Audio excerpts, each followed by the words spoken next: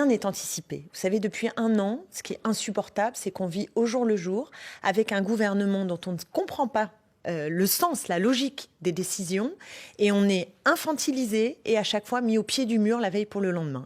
Désolé, mais c'est vraiment compliqué. Est capable d'anticiper face à un phénomène totalement inédit? Écoutez, inédit au démarrage, pardonnez-moi, inédit au démarrage, j'entends bien que la situation ne soit pas simple pour un gouvernement. Évidemment. Mais là, nous sommes face inconnu. Non, mais inconnu, ça fait un an maintenant, hein, donc on ne peut pas dire qu'on est totalement dans l'inconnu depuis un an.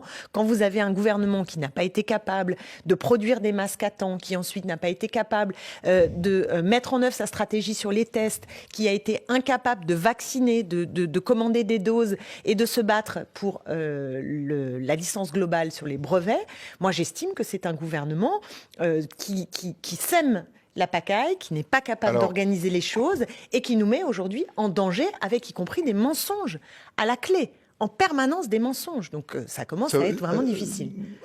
Les mensonges à la clé en permanence, dites-nous le dernier exemple qui vous a frappé. Je vous en donne un, par exemple. Non mais on n'y comprend plus rien. Alors c'est vrai qu'on peut avoir la mémoire d'un poisson rouge et puis passer d'une conférence de presse ou d'une allocution du président à l'autre. Voilà, comme ça. Mais regardez, le 27 août 2020, Olivier Véran nous dit « Nous allons aller vers 12 000 lits supplémentaires de réanimation ». Le 28 octobre, Emmanuel Macron nous dit qu'on est passé de 5 000 à 6 000 lits. Donc vous voyez, les 12 000 lits sont déjà partis en pertes et profits. Et Macron nous dit, nous allons porter à 10 000 lits. Et cette semaine, Emmanuel Macron nous dit que le nombre de lits de réanimation est de 7 000 en supplément par rapport à d'habitude. 7 009, oui. Voilà, il en manque donc 3 000 à peu près. Ils sont passés où? On ne sait pas. Et à nouveau, on nous en annonce 10 000. Mais vous savez que ce nombre de lits est quand même variable, puisque c'est des lits qui sont en fait dégagés d'autres services ou d'autres types de pathologies. Je vous remercie de cette information. Non, mais soyons précis. Je suis désolé, vous êtes un peu ironique là, mais je suis précis quand même. Oui, mais précisément, moi je suis d'accord avec ça, mais précisément, je vais vous dire, moi, ce qui me met le plus en colère, y compris pour le comptage, hein. Je prendrai l'exemple de l'Île-de-France, que je connais bien. En Île-de-France, depuis la crise, voilà, on n'a pas arrêté la fermeture des lits d'hôpitaux. Vous savez que sous Macron, il y a 7 000 lits, je parle d'avant la crise, 7 000 lits de réanimation qui ont été fermés.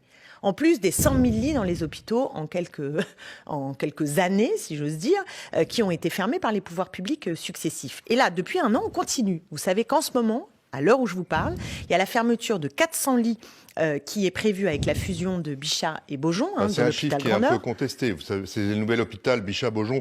Pour que les auditeurs et les téléspectateurs comprennent bien, c'est la fermeture de ces deux hôpitaux à Paris. Ça va être l'ouverture d'un méga hôpital en Seine-Saint-Denis. Vous êtes quand même l'hôpital Grand Nord, mais je ne suis pas d'accord avec ça. Et effectivement, il y a des interrogations sur le nombre de lits. Attendez, il y a des interrogations, comme vous dites, mais à chaque fois qu'on a ces regroupements, d'abord, moi, je ne suis pas d'accord avec ces regroupements. Je pense qu'il faut des unités de proximité et certainement pas d'espèces de grands mastodontes qui sont donc, du coup, plus éloignés de la population. Je ne crois pas à ça. Et à chaque fois qu'on fait ces regroupements, parce que c'est vrai aussi dans le Nord-Essonne, où là aussi, il y a 500 lits potentiellement qui peuvent disparaître. Et ça continue de façon aussi saupoudrée partout. On a la fermeture de Jean Verdier en Seine-Saint-Denis.